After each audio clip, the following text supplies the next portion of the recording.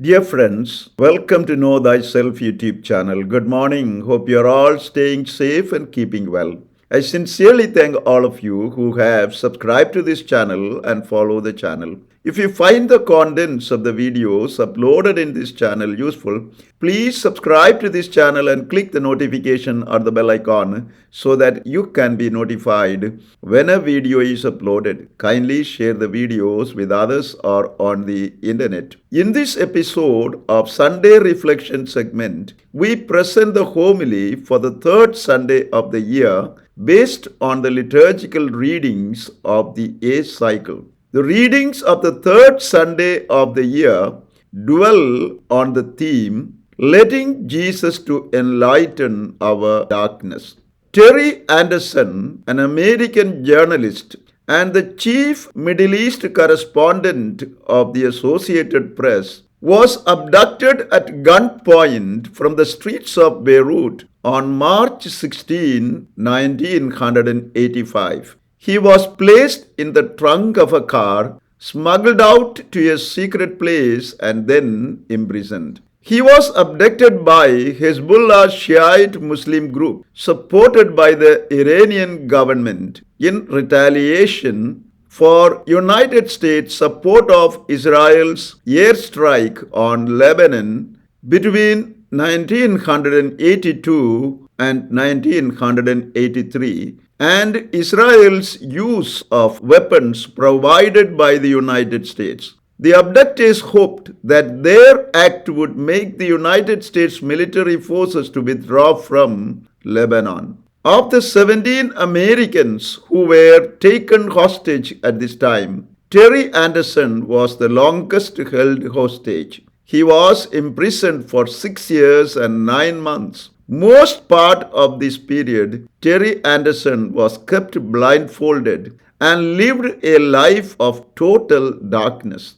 After his release on December 4, 1991, in one of his interviews describing the life of darkness he lived, he said, "Deepest darkness, fumbling, and uncertainties are frightening. More frightening is the darkness of the mind when outside light makes no impression and inner lights go dim," implying that living in darkness was a horrifying experience, both physically and mentally. On the third Sunday of the year, the readings and the liturgy present Jesus as the true light and invite us to open the darker dimensions of our lives and be enlightened by Him. The first reading is taken from the book of Prophet Isaiah. In this passage, Prophet Isaiah refers to the situation after the Assyrians captured the northern kingdom of Israel.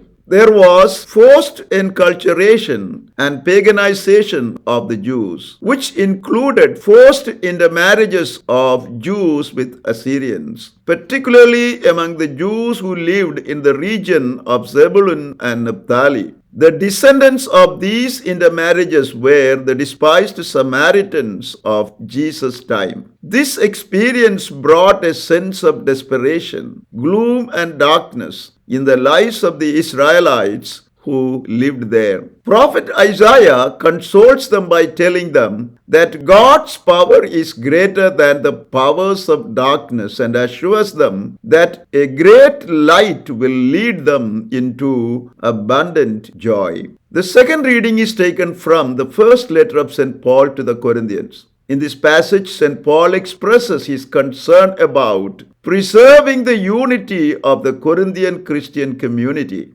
as several factions had arisen among them, each claiming allegiance to one or the other preacher who preached the good news in Corinth, such as Peter, Paul, Apollos, or others. St. Paul asks them to rise above these immature rivalries that divided the Christian community and follow the humility and obedience of Jesus, who emptied and sacrificed himself for love of them. He tells them that the only way to put an end to these rivalries and divisions is to accept Jesus, the light, and live as children of light as neither Christ can be divided, nor his message can be changed to suit its hearers. Since their divisive mentality comes from the darkness of ignorance and selfishness, they must allow the light of Christ to enlighten and transform them. Finally, St. Paul asks them to keep their focus on Christ, the true light, and heal all divisions within the community so as to bear united witness to the Lord.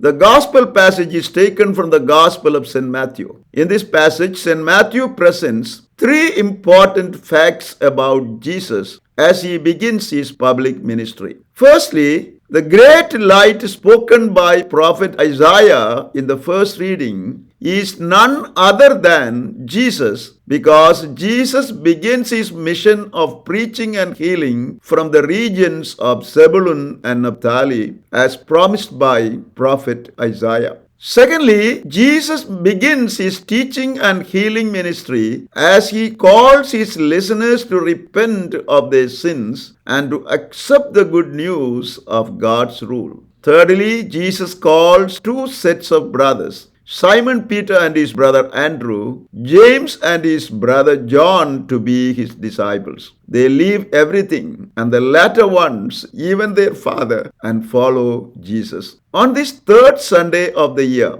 the readings and the liturgy invite us, firstly, to become true followers of Jesus the light. This implies that we accept Jesus as the true light of the world and open the dark dimensions of our lives to him so that he can heal and enlighten us. That we make every effort to remove from our lives all that darken the true vision of Christian life, such as consumerist mentality, evil tendencies and actions, and attitudes of hatred and jealousy that goes against the commandment of love. That we, like the apostles who left their nets, boats, and their father to follow Jesus, give up our undue attachment to things of this world so that we can truly belong to Jesus, the light. Secondly, the liturgy today calls us to live a life of unity and togetherness as a sign of our union with Jesus.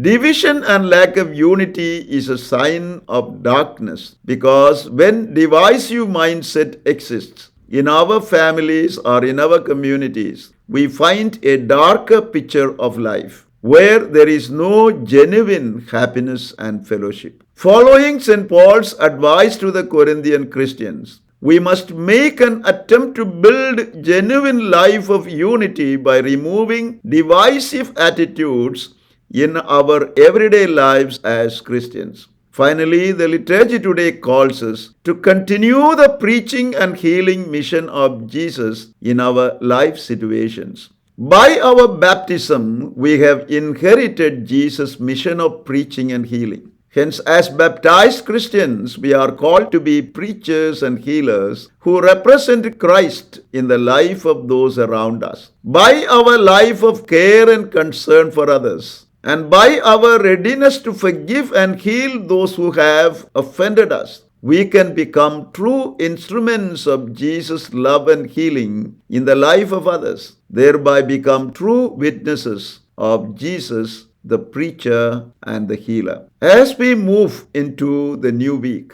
let us ask the Lord the grace to live as true followers of Christ the light, to live a life of unity and togetherness with our brothers and sisters as a sign of our union with Christ, thereby become true witnesses and bearers of Jesus' mission of preaching and healing in the life of those around us. Amen. Thank you for watching this video. Stay blessed until we see you again with another video.